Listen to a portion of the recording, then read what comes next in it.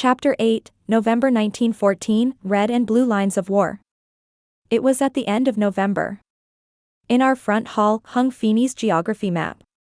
Papa had carefully marked upon it all Germany's victories with a red crayon and its defeats with blue. He had made a red ring around many cities in Belgium and northern France and a heavy red line from within 24 kilometers from Paris along the Marne to Verdun. On that line he wrote September 5-6-7 up to September 10th, marking the famous battle on the Marne. He also traced with red a line from Verdun to the frontier of Switzerland, but then he had to use his blue crayon to show how far the German troop had to retreat. Along the Eiger River, in the western part of Belgium, along the River Aisne to Verdun and down to Switzerland, he made a terrible smear of red and blue, and nobody could really see if it had been the Germans or the enemy who had its last victory there.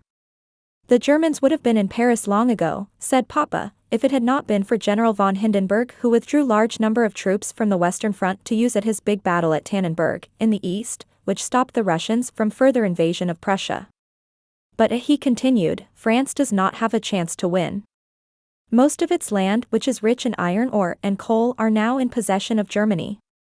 Japan, an ally of Great Britain, declared war on Germany on August 23, but I did not record any of the comments made in regard to this event because that day happened to be my sister's birthday and I was only interested in her party.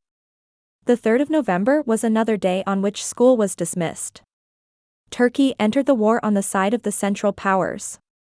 We made Turkish fezzes of red tissue paper and waving red flags, with a crescent and star we paraded up and down the main street.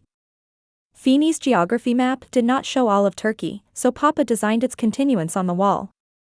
It looked like an exaggerated semicolon and the space between the point and the comma signified the Bosporus. Franz had been made petty officer after 2 weeks training in Augsburg and shortly after that he was sent to Galicia to fight against the Russians. We heard from him every week, his letters arriving in bunches of 4 and 5 at the time. He always told us that he was feeling fine and often wrote poems, some of which spoke of a lonely patrol, standing on a mountain peak looking at the stars and thinking of home and peace. Felix, on the contrary, did not write very often. His letters were short and full of action. He told us that upon reaching the front he was transferred to an engineer's regiment.